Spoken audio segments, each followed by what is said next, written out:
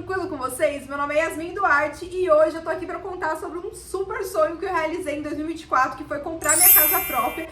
E eu vim compartilhar um pouco com vocês como que foi esse processo desde o início, a decisão, até dúvidas que eu tive como taxas, bancos e outras informações que foram saindo nesse ano, que foram muito importantes que eu soubesse, que eu fizesse essa pesquisa para conseguir fazer a minha decisão, e eu trouxe esse vídeo para tentar te ajudar também. Então, se você gosta de vídeos assim, já deixa seu like aqui no vídeo, se inscreve no canal e deixa também nos comentários as dúvidas que vocês tiverem, que será um prazer responder. Bora lá! Eu morei 1 ano de aluguel aqui no Brasil e 3 anos de aluguel lá em Portugal, até porque eu tava decidindo se eu ficava, se eu não ficava, minha documentação tava saindo.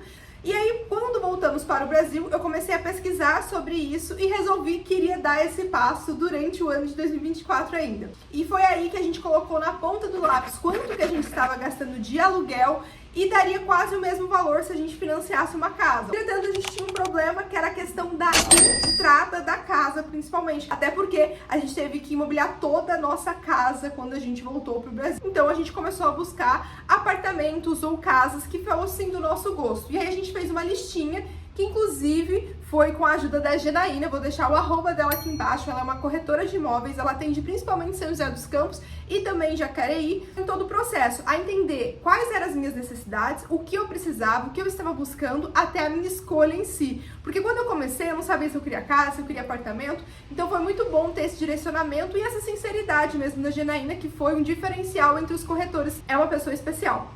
Então, se você tá pensando, eu super indico ela pra quem sabe vocês também fazerem um negócio junto, porque comigo foi super legal e com outros amigos que também passaram com ela foi excelente.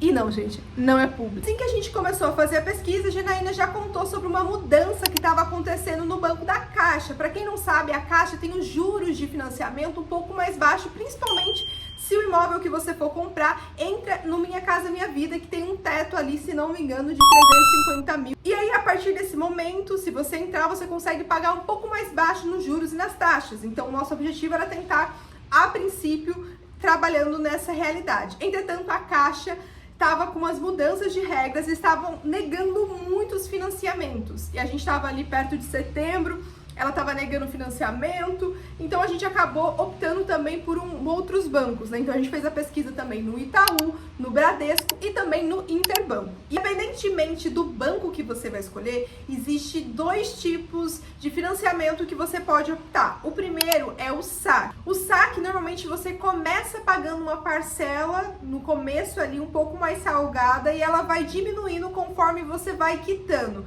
E aí você já consegue prever um valor X específico, porque os juros ele já está fechado. Em contrapartida, existe a tabela Price, que você vai pagar uma parcela fixa do começo ao final do mês, mas o que vai variar é o valor da amortização e o dos juros. Então, isso também não é bem uma escolha nossa, porque o banco, quando você for entregar sua documentação, ele vai fazer uma análise. A parcela que a sua casa vai ficar não pode ultrapassar de 30% do seu salário total bruto ali. Então, se for 40%, você já não vai conseguir um financiamento. Por isso é importante, antes de mais nada, você fazer uma pesquisa, entender o seu salário, entender como que você vai conseguir fazer o pagamento sem ultrapassar esse 30%, para que você consiga, então, fazer a compra do imóvel e ficar, por que 30%? Isso foi feito com base em várias análises aí econômicas que dita que 30% é um valor ok para você ter uma parcela a longo tempo e que não vai pesar tanto na sua vida, no seu custo, na comida e tudo mais. Então, por conta disso, a parcela do apartamento ou da casa não pode ultrapassar 30% do seu salário total. Então, antes de você decidir o local que você vai querer, é importante você ter isso em mente também. Tanto o corretor que você entrar em contato, quanto também o banco vai conseguir te informar mais especificamente sobre essas informações, para que você não fique tão perdido. Mas se você já quiser prever aí, você já consegue ter uma noção dessa parcela e fazer alguns cálculos nas calculadoras que existem aí pela internet dos bancos de simulação de financiamento.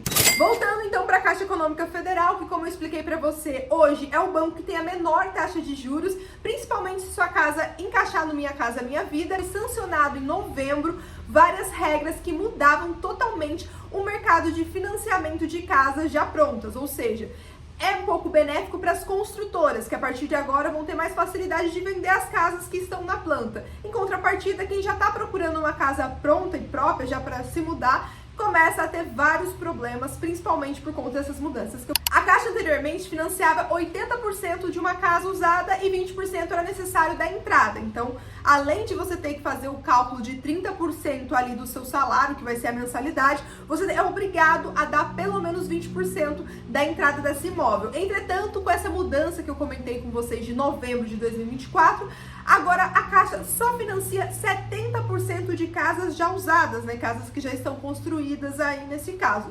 Ela só vai financiar 80% se a casa for nova, estiver na planta ali e tiver como ser provado. E no sistema Price, a Caixa mudou e passa a financiar apenas 50% do imóvel total. É isso mesmo. Anteriormente eles financiavam 70% e agora é apenas 50%. A minha escolha em específico foi a tabela saque, que eu me senti mais segura, que é um valor já fechado, e você pode fazer as amortizações das parcelas. Além disso, você também pode colocar o seu FGTS, se você for CLT, para toda vez que ele for cair, ele for quitando essa sua casa. São coisas que vão te ajudar e que vão facilitar que o tempo de financiamento diminua. Afinal de contas, normalmente a gente financia em 30 anos, que é o limite ali que é dado. E outro ponto que os bancos também vão olhar é a sua idade. Então, determinadas idades já não é possível financiar, às vezes, 100%, né? Então, é muito importante também ter essa questão de idade. Voltando para questões de banco, como eu comentei com vocês, o Banco Caixa fez todas essas mudanças. Eu não tinha, então, nesses 30% da entrada. E o positivo dos bancos privados é que, apesar de juros ser um pouco mais alto ali e a parcela em si ficar mais salgada, você acaba tendo um benefício à entrada que os bancos privados, em alguns casos, permitem que você dê apenas 10% da entrada do imóvel e, claro, né, as documentações, e ele financia 90%. Isso ajuda muito nessa questão da entrada, mas a gente tem que levar em conta principalmente aquela questão do 30% do salário. De documentação, que isso é muito importante falar para vocês, não é só você comprar a casa, tem também um gasto que você vai ter com documentação para passar para o seu nome, então isso gira em torno de 10% mais ou menos do imóvel. Coisa que você também vai ter que ter. No banco privado, eles podem também financiar essa documentação, mas se você financiar 90% dos imóveis, eles não conseguem financiar esse valor também. Então tem que ser pelo menos aí financiar uns 80% e mais a documentação, se for o caso. É necessário e muito importante que você converse com a sua consultora ou com o seu banco para que você receba essas informações de maneiras efetivas e durante o processo para que você tome as melhores decisões, né, sempre aliadas aí ao seu financeiro. O processo no banco em si foi bem rápido, o Bradesco demorou um mês para liberar toda a documentação, fazer também a vistoria no apartamento, então foi super tranquilo. A minha dica para vocês que vão visitar os apartamentos é: deixa o coraçãozinho de vocês dizer qual é a sua casa, porque ele vai dizer, vai bater diferente quando você chegar no imóvel, que você vai sentir que aquele lugar foi feito pra você e as coisas vão fluir de maneira muito orgânica, muito simples, sem você precisar ficar se preocupando muito, porque antes de eu fechar esse apartamento eu tinha gostado de uma casa e de um outro apartamento e que o processo não deu vários problemas. A gente teve problema na hora de fazer o contrato, porque antes de você mandar para o banco em si, você faz um contrato de venda com a imobiliária, com o vendedor. Isso é muito complicado, porque você vai precisar negociar, o vendedor também vai precisar negociar, às vezes você vai pedir desconto, às vezes você vai pedir para ficar alguma coisa na casa, e aí vocês vão entrar no meio termo para conseguir fechar. E só depois de fechar esse contrato, você vai enviar sua documentação para o banco, junto com este contrato, para eles fazerem um ok final.